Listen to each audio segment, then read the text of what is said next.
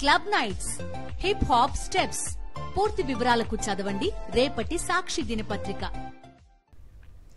భూతల స్వర్గం కశ్మీర్లో ఓటరు చైతన్యం వెల్లివిరిసింది. బాంబులు, బుల్లెట్ల భయాలను అధిగమించి ఓటర్లు ప్రజాస్వామ్య పండుగలో భాగస్వామ్యులయ్యారు. రెండవ దశలోనూ జమ్మూ కాశ్మీర్లో రికార్డు స్థాయిలో పోలింగ్ నమోదైంది. టెర్రర్ హాట్ బెల్ట్ గా ఉన్న పూంచ్ జిల్లాలోనూ భారీ పోలింగ్ రికార్డైంది. జమ్మూ కశ్మీర్ అసెంబ్లీ ఎన్నికల రెండో విడత పోలింగ్ ప్రశాంతంగా ముగిసింది.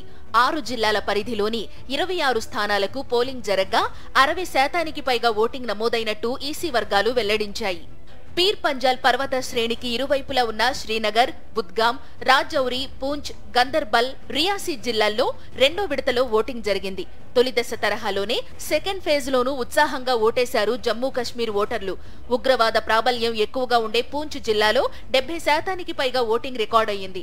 రాజౌరిలో దాదాపు 70% పోలింగ్ నమోదవగా బుద్గాం, గందర్బల్ జిల్లాల్లో 60% ఓటింగ్ జరిగింది. ఈ 2 స్థానాల్లో మాజీ ముఖ్యమంత్రి ఒమర్ అబ్దుల్లా పోటీలో ఉన్నారు.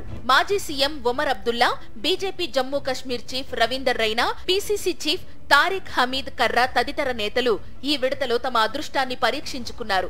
శ్రీనగర్లో ఓటు హక్కు వినియోగించుకున్న జేకేఎన్సీ అధినేత ఫరూక్ అబ్దుల్లా, మాజీ CM Omar Abdullah National Conference విజయంపై ధీమా వ్యక్తం చేశారు.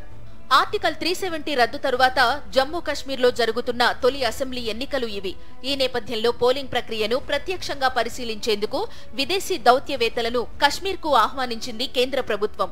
అమెరికా, నార్వే, మెక్సికో, గయానా, దక్షిణ కొరియా, సింగపూర్, స్పెయిన్, దక్షిణాఫ్రికా సహా పలు దేశాలకు చెందిన దౌత్యవేత్తలు శ్రీనగర్లో పోలింగ్ కేంద్రాలకు వెళ్లి ఓటింగ్ తీరును పరిశీలించారు. అక్కడి ఓటర్లతో మాట్లాడారు. జమ్మూ కశ్మీర్ అసెంబ్లీ ఎన్నికలు మొత్తం 3 దశల్లో జరగనున్నాయి. ఈ నెల 18న 24 నియోజకవర్గాలకు ఓటింగ్ పూర్తయింది. రికార్డు స్థాయిలో 61.38% పోలింగ్ నమోదయ్యింది. అక్టోబర్ 1న మిగిలిన 40 స్థానాలకు తుది విడత పోలింగ్ జరగనుంది. అక్టోబర్ 8న ఎన్నికల ఫలితాలు వెల్లడి కానున్నాయి. మైసూరు నగర అభివృద్ధి సంస్థ ముడా స్కామ్ కేసులో కర్ణాటక సీఎం సిద్ధరామయ్య చుట్టూ ఉచ్చు బిగుస్తోంది. హైకోర్టులో ఎదురుదెబ్బ తగిలిన మరుసటి రోజే స్పెషల్ కోర్టు షాక్ ఇచ్చింది.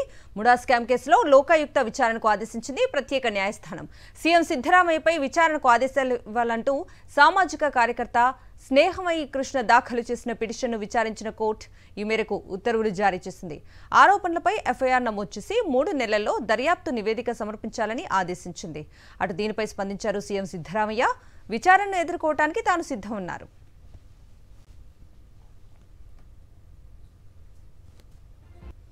మహారాష్ట్రలో వర్షం బీభత్సం సృష్టిస్తోంది. ముంబైలోనూ పలు ప్రాంతాలు నీట మునిగాయి. రైల్వే ట్రాక్లపైకి భారీగా వరద నీరు చేరింది. దీంతో పలు రైళ్లను రద్దు చేశారు. అటు విమానాలను సైతం రద్దు చేశారు. దీంతో ప్రయాణికులు అర్ధరాత్రి నుంచి ఎయిర్పోర్ట్లోనే ఉండిపోయారు. భారీ వర్షాల కారణంగా పూణే, ముంబైలోనూ నేడు విద్యా సంస్థలకు సెలవు ప్రకటించారు. అప్రమత్తంగా ఉండాలని వాతావరణ శాఖ హెచ్చరికలు జారీ చేసింది.